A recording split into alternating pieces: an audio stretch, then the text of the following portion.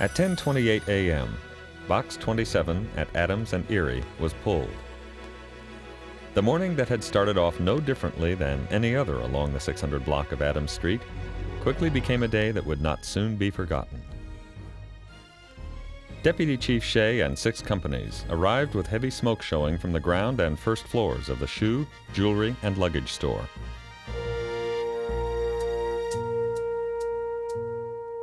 By the time companies were ordered to the rear of the building, the roof had already lit off, requiring a second alarm to be transmitted.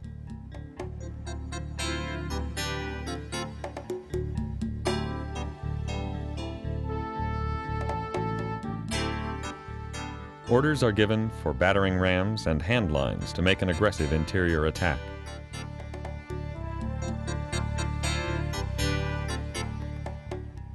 The private ambulances start to arrive in preparation for the numerous firemen that would soon be overcome by the smoke.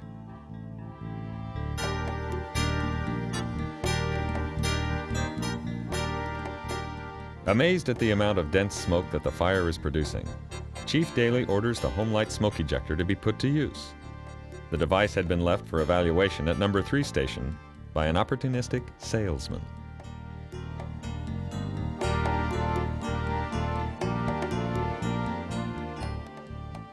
Consisting of 20 feet of accordion-like tube attached to a fan, it removed the smoke, but unfortunately not fast enough.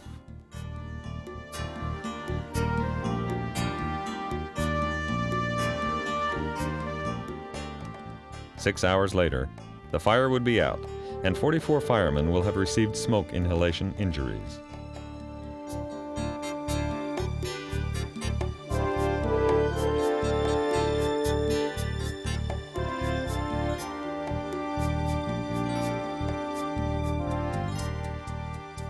After watching the Homelite smoke ejector work, Chief Daly was so impressed that he recommended that the department purchase the $400 machine next year.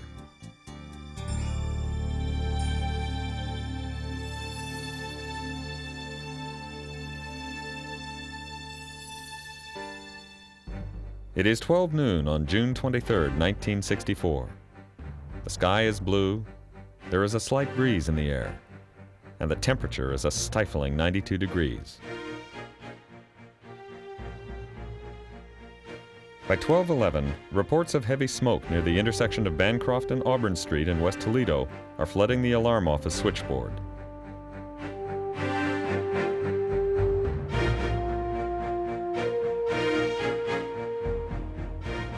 As one operator takes the many calls, the other pulls the running card and begins to fill out the box assignment.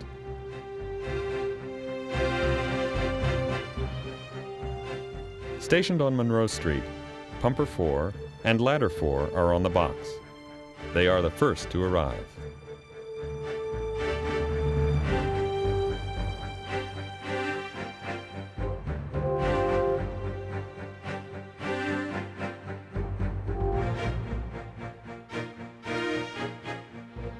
With smoke billowing, Ladder 4 sets up to make an aerial survey of the fire, while Pumper 4 fire lays down the alley from the hydrant. With lines laid and charged, efforts are made by the engine companies to protect the adjoining exposures and to reduce the interior fire spread.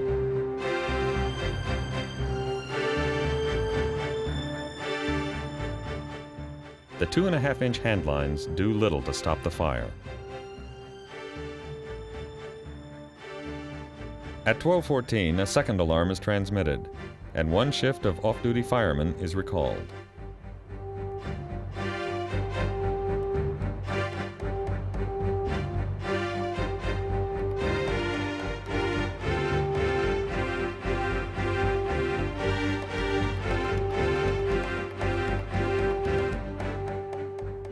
Abandoned for over 3 years, the massive turn-of-the-century building that once housed the old Ensign foundry was now a 2-story tinderbox, just waiting to burn.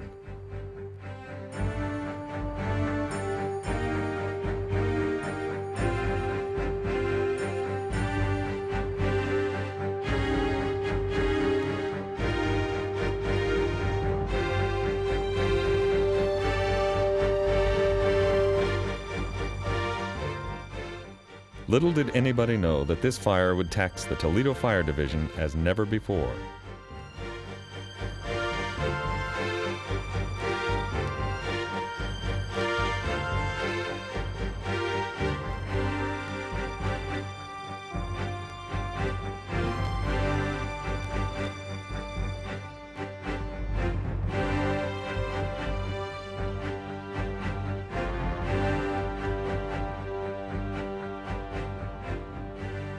The winds are now gusting at 40 miles an hour, and the fire is looking for its next victim, the 4-story Overmeyer warehouse separated only by the tracks of the New York Central.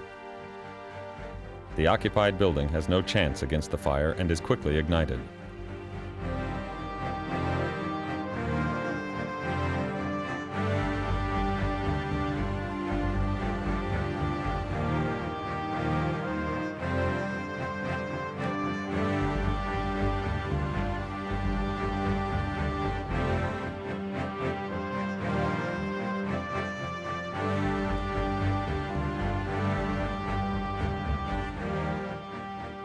At the time of the call, Toledo had 47 pieces of firefighting equipment in service or in reserve.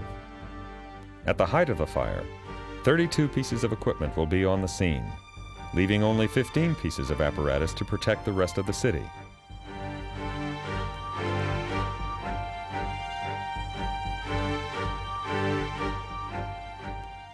At 1:03, a third alarm is transmitted, and 9 extra engines are special called.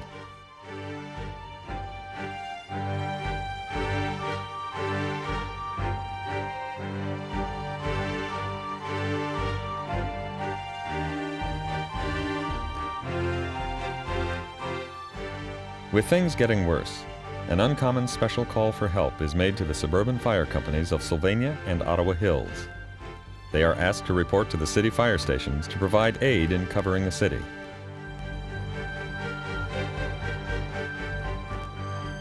For the first time in history, all 4 rescue squads are out of service, and the city water pressure continues to fall.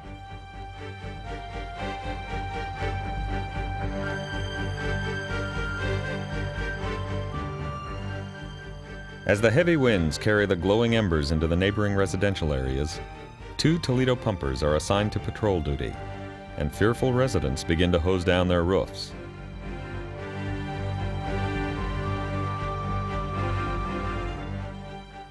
One and a half million gallons of water later, the fire will be out, and 22,650 feet of hose will be on the ground.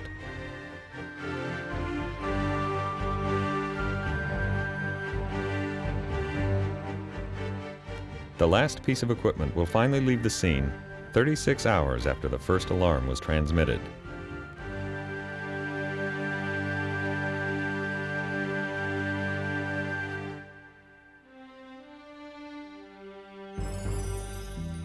On this day, the men responded a little faster than usual to the fire station bells sounding box 413, for it was Christmas Day.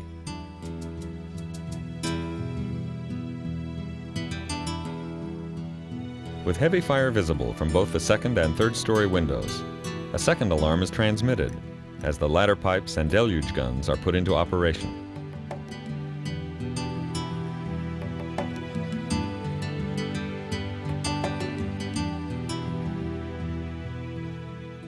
The exterior master streams effectively knock down the fire, allowing overhaul operations to begin.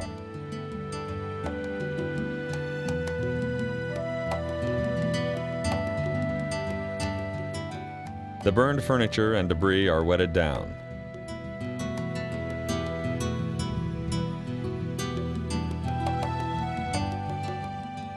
All fires are tough, but they are a little tougher on Christmas Day.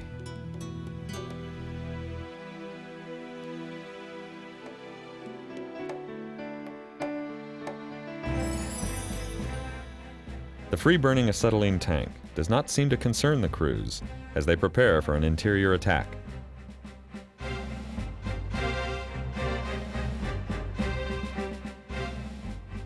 The ladder companies ventilate the building and stretch lines to the roof.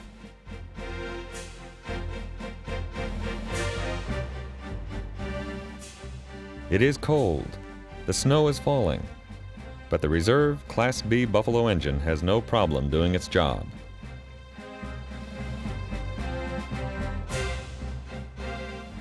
Additional hand lines are stretched.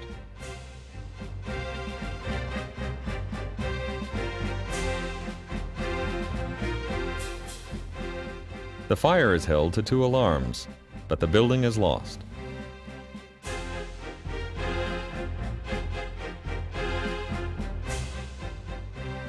Cold temperatures, combined with a delayed response, made it difficult to save this structure.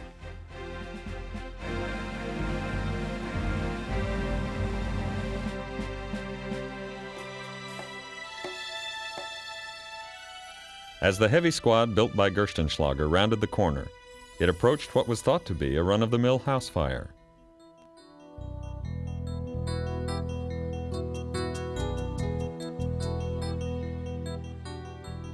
The first-in companies had fire and smoke showing from 3 windows on the first floor. They advanced hand lines into the house and began the attack with tank water, while the second-due companies laid supply lines.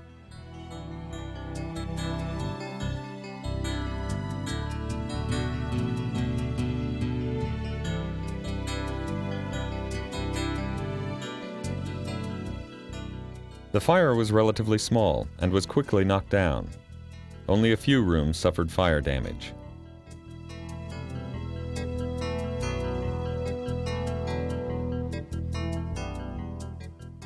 As the destroyed contents of the house were removed and extinguished to prevent a rekindle, the worst fear of any fireman was realized.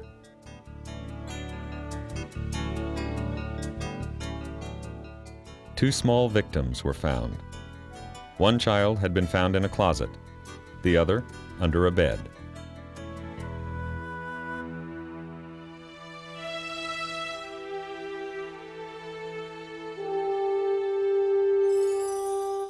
The job of a fireman is one of the most dangerous of the professions. Sworn to protect the life and property of others, a fireman is always faced with the possibility of losing his own life.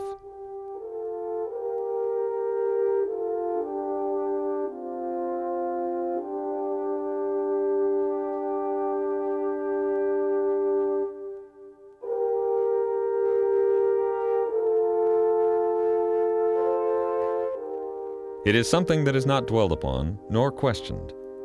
When the call for help is heard, the fireman responds.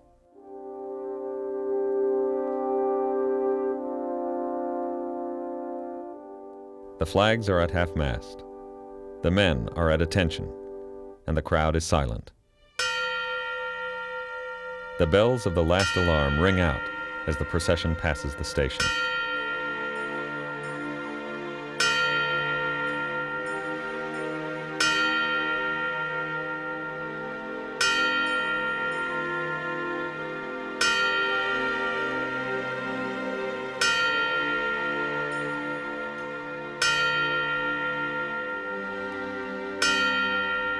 The death of a fellow fireman is never taken lightly, but there is always another brave man to step forward and take his place.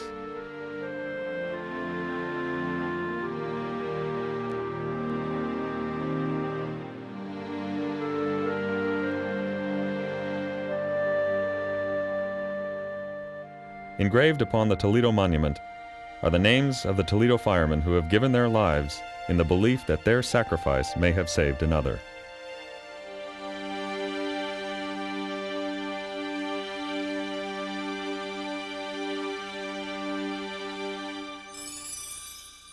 It wasn't difficult for the incoming second alarm chief to find the fire located at 4090 Detroit Avenue.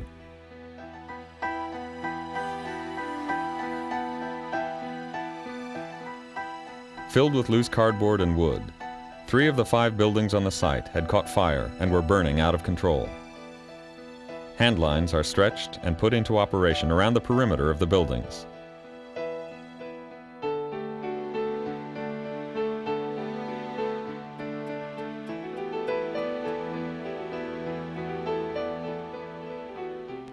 Realizing all would be lost, efforts are made to control the intense radiant heat being generated from the massive fuel loads, in the hope of preventing the spread of the fire to the adjoining structures.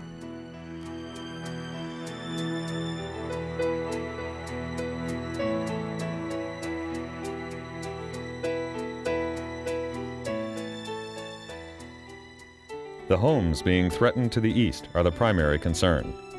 They are separated from the fire only by the railroad tracks.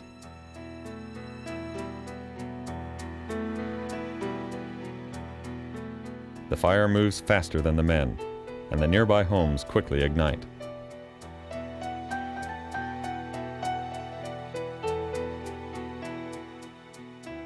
A third alarm is transmitted as the remaining two buildings of the Federal Box and Pallet Company collapse into a pile of burning rubble.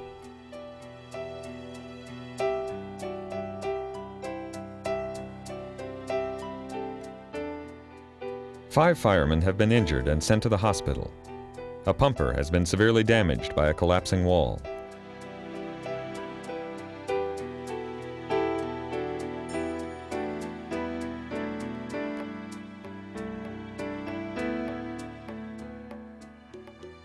The fire loss will be estimated at $400,000.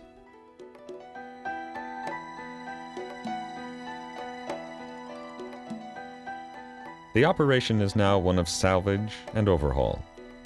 The fire is under control, but it will be a while before these companies will be able to return to service.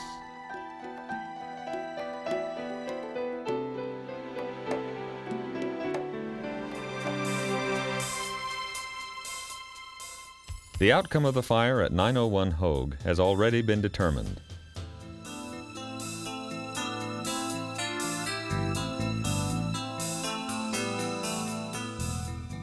The bright orange flames against the black sky make this fire a photographer's dream.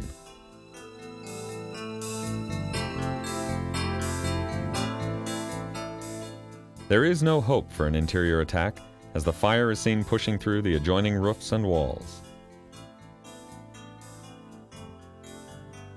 As it burns through the night, 3 alarms and a special will be transmitted for this fire.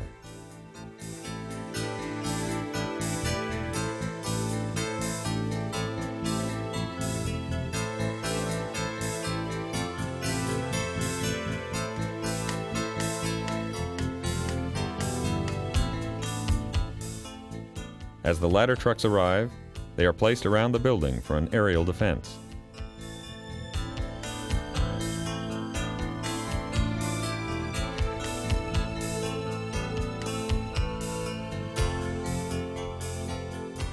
Identified by the yellow band on his helmet, an officer gives the order to start stretching lines.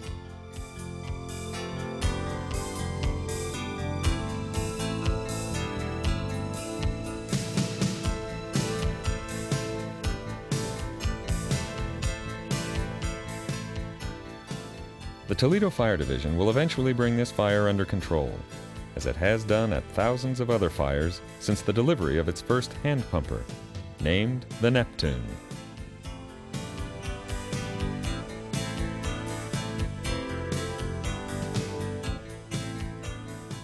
The formation of the Toledo Fire Division occurred in 1837 by way of a resolution which stated that whenever a number of citizens, not less than 40, should associate themselves together for the purpose of forming a fire company, the company should be put in possession of an engine, hose wagon, hooks and ladders, and other equipment.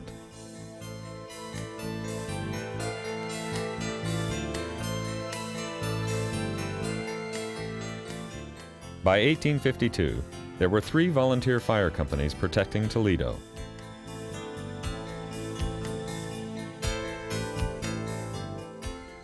In 1867, the Toledo Fire Division became a paid fire department, and 5 years later, James Welsh fell from a ladder, becoming the first Toledo fireman to die in the line of duty.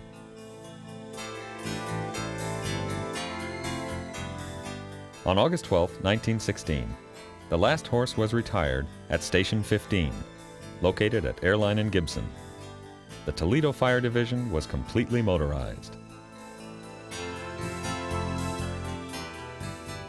Today, the Toledo Fire Division operates 102 pieces of equipment with 506 personnel, protecting 333,000 residents living in an 84 square mile area.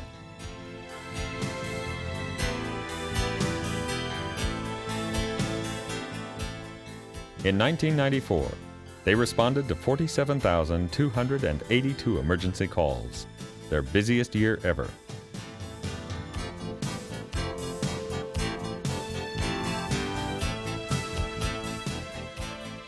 The worst day in the history of the Toledo Fire Division was on June 10, 1961, when a burning gasoline tanker exploded on the Anthony Wayne Trail.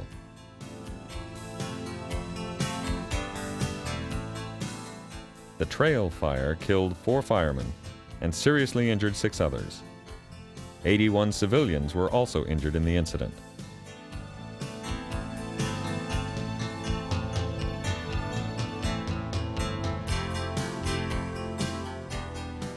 The fire is now in complete possession of the American Sash and Door Company.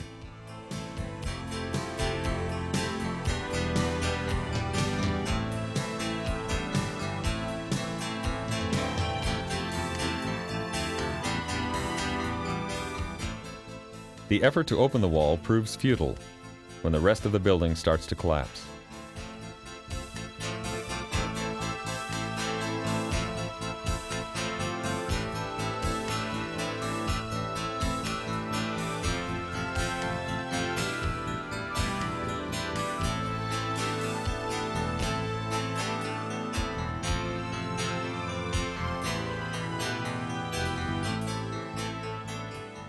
The weary firemen are allowed to take a break at the Salvation Army canteen to get some hot coffee and a donut.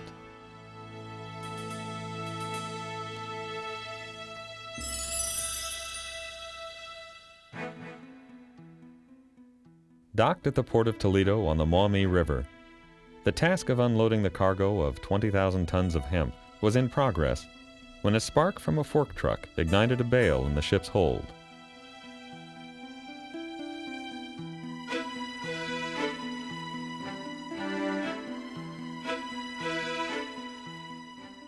The intense fire spread rapidly, deforming the walls of the hold, making it extremely difficult to extinguish the fire.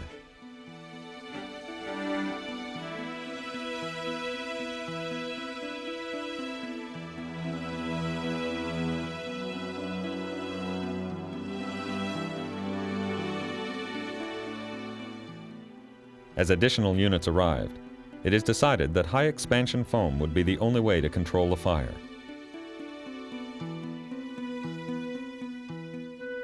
Men are ordered to check for extension to other parts of the ship.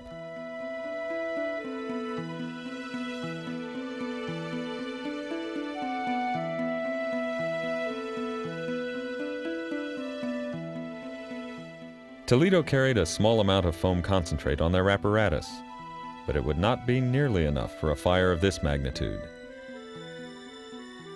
A request for more foam was made to the oil refineries in the area.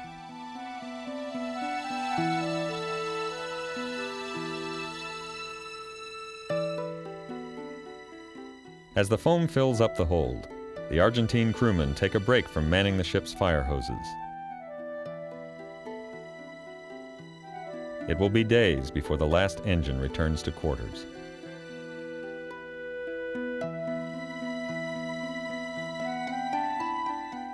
During this period of time, Toledo was in transition from red to white apparatus. But today, all Toledo fire engines are all back to red.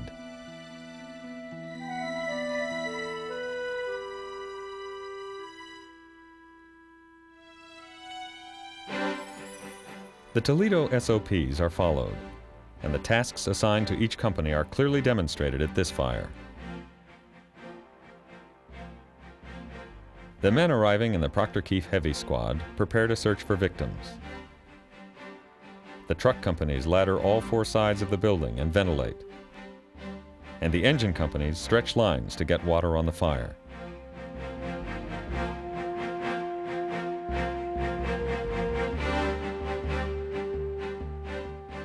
The front of the building was left open for Ladder 4, allowing the 85-foot Peter Persh to set up quickly.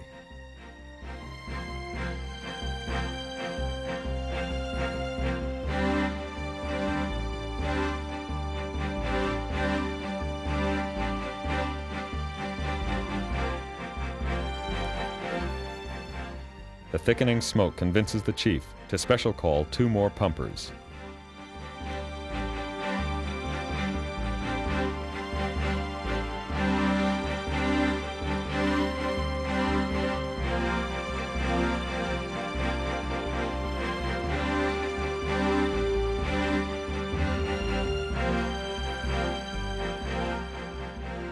As the men of the TFD start to get control of this fire, the first-in crews come out of the building for a fresh air bottle.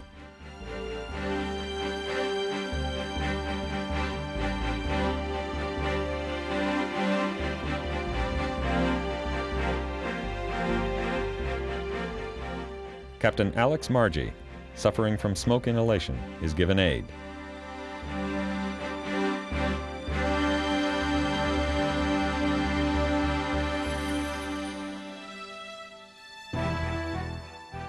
One of the heavy squads is at the front of the building with 5 men ready to go to work. At the insistence of Chief Pappenhagen, a heavy squad responds on all regular alarms.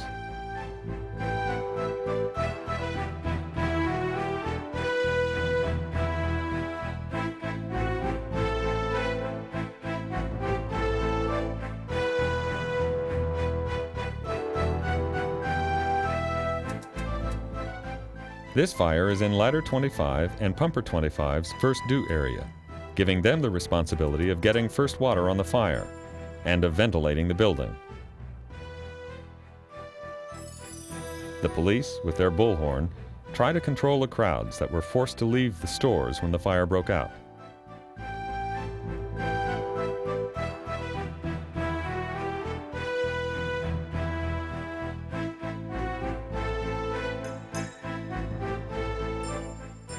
The men of the Toledo FD show their skills as they quickly put water on the fire and control any possible extension.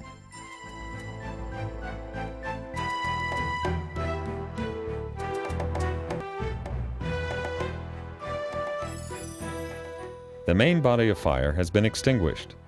Hand lines and tools are placed into operation to quench the remaining hot spots on the roof and in the interior.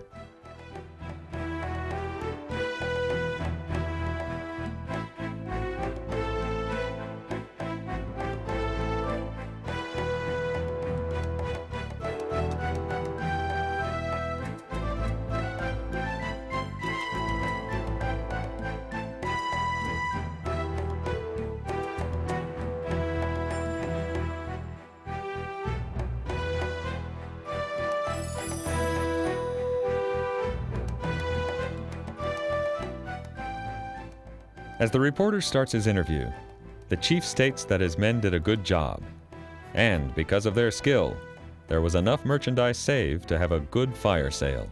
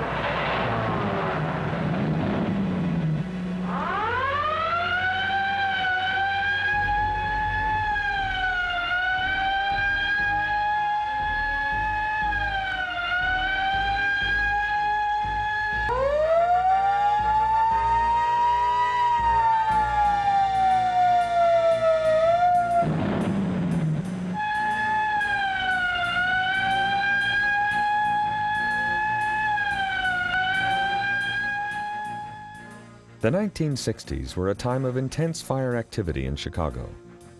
Like most of the older cities in the United States, Chicago was changing. Each year, hundreds of businesses and thousands of Chicagoans moved from the city to the suburbs and left the buildings they had occupied since the turn of the century abandoned.